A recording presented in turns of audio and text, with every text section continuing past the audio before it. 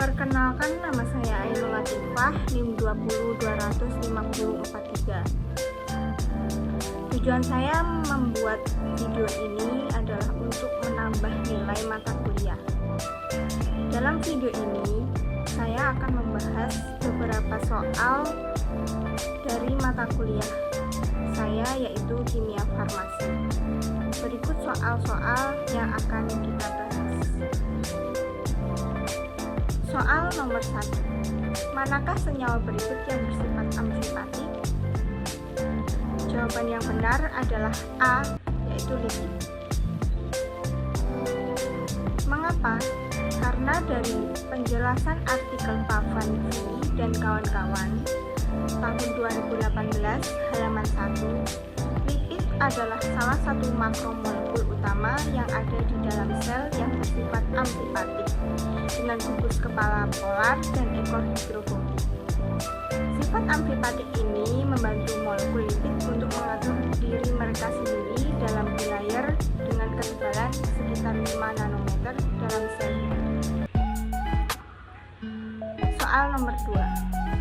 Dari artikel Stephen M. Noha dan kawan-kawan tahun 2017 yang menunjukkan snapshot akhir dari simulasi perhitungan molekul dinamis sebagai berikut. Dari data diperoleh adanya interaksi polar antara senyawa agonis dengan beberapa residu asam amino dari opioid reseptor. Manakah residu asam amino yang dimaksud? Jawaban yang benar adalah A, yaitu asam aspartat di posisi 147 dan tirosin di posisi 148. Karena dalam penjelasan pada artikel M. Noha dan kawan-kawan tahun 2017 halaman 1334,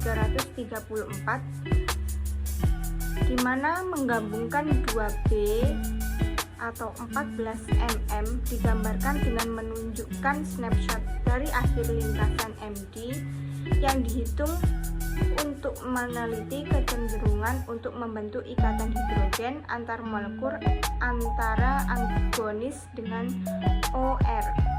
Residu asam amino yang terlibat dalam interaksi polar diilustrasikan yaitu D1473.32 dan Y1483.33 bersama dengan ikatan hidrogen antar molekul atau garis putus-putus hijau.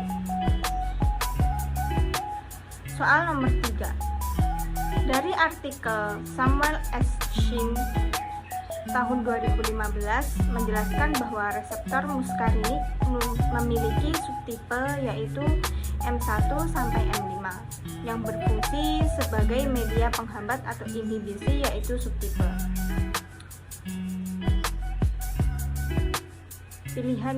Jawaban yang benar adalah A, yaitu M2 dan M4.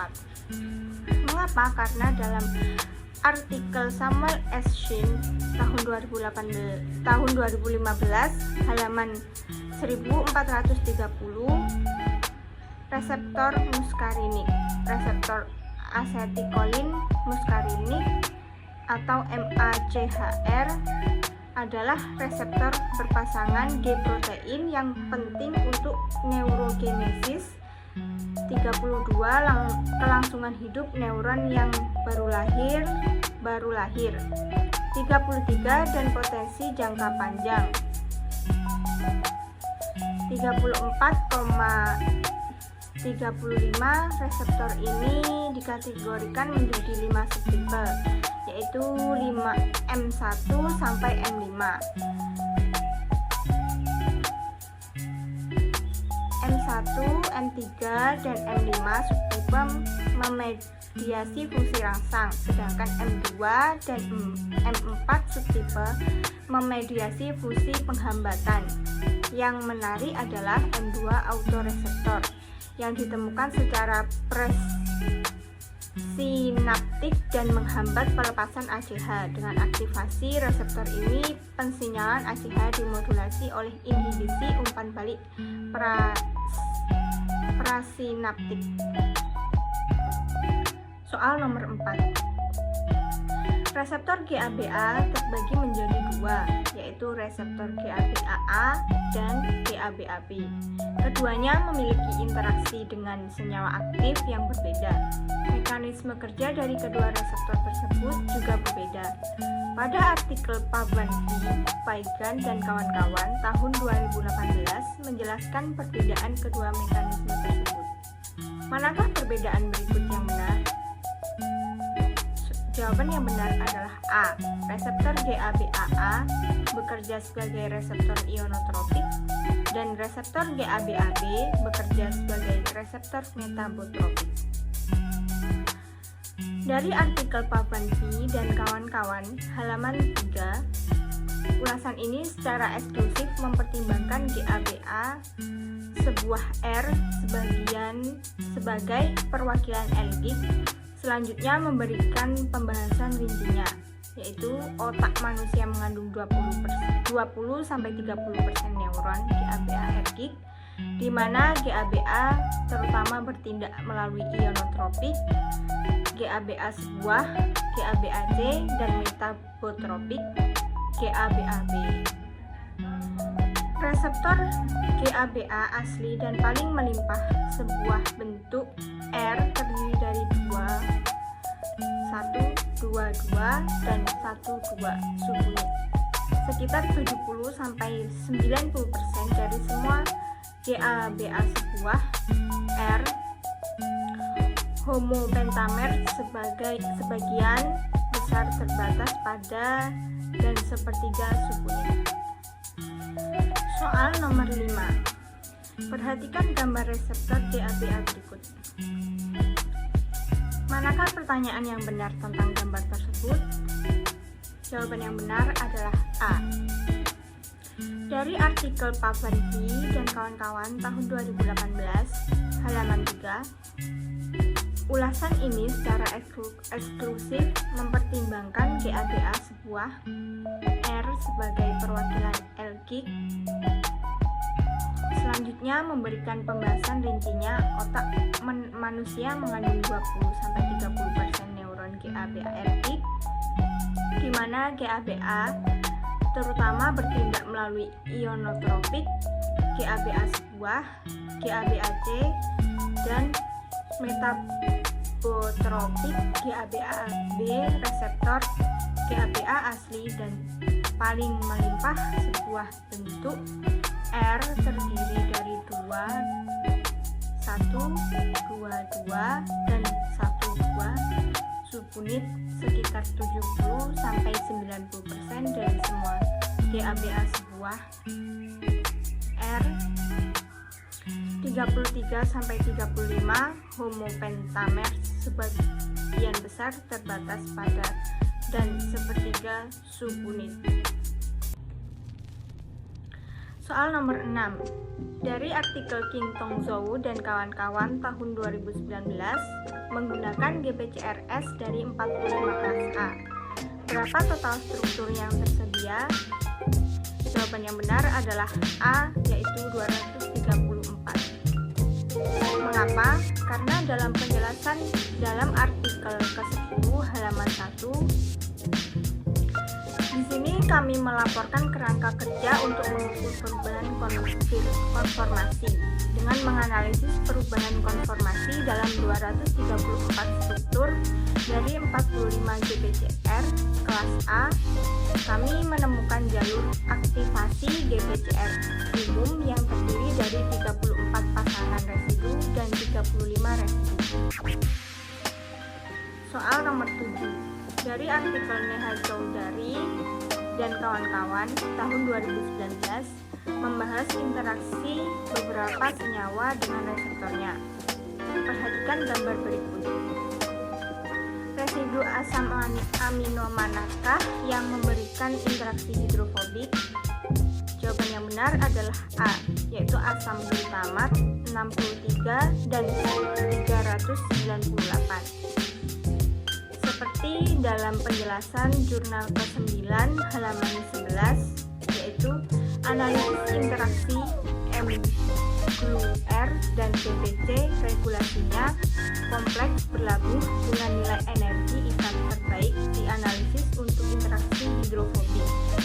serta residu ikatan hidrogen menggunakan Lickplot Plus.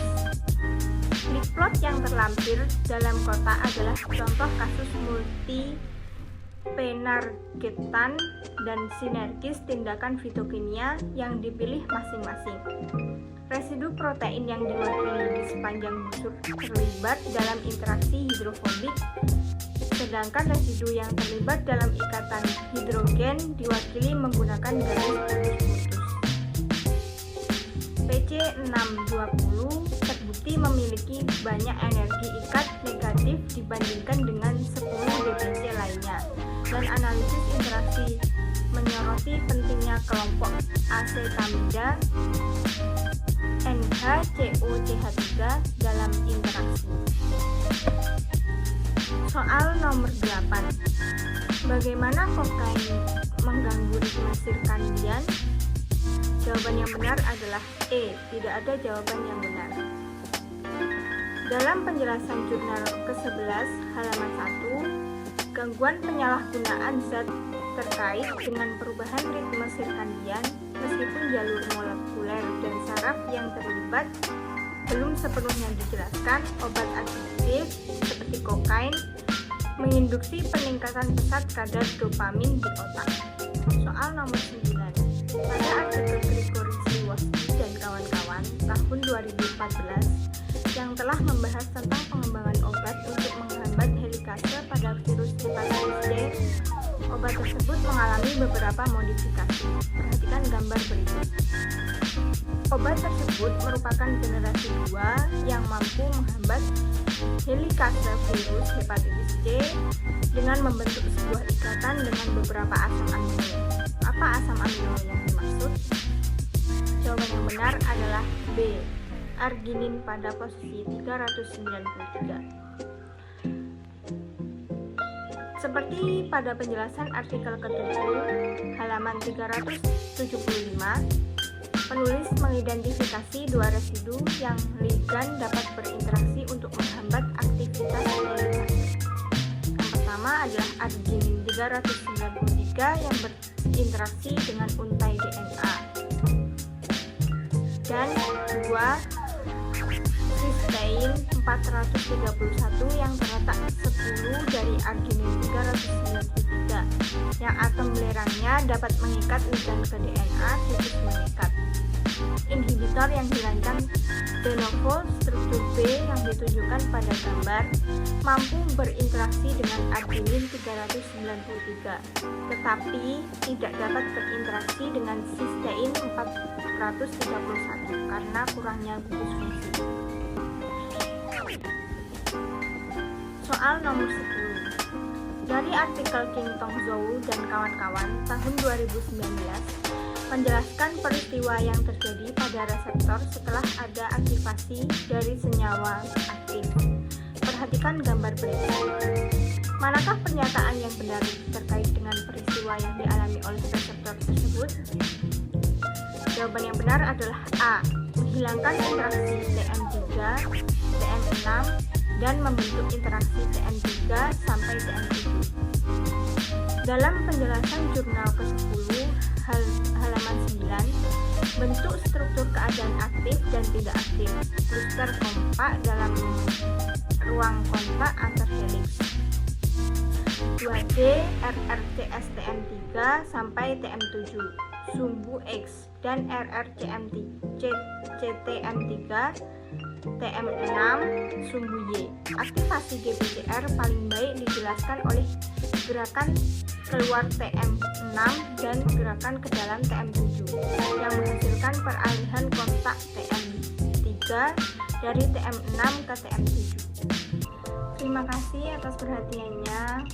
Mohon dikoreksi apabila ada kesalahan atau jawaban saya yang salah. Kurang lebihnya mohon maaf. Wassalamualaikum warahmatullahi wabarakatuh.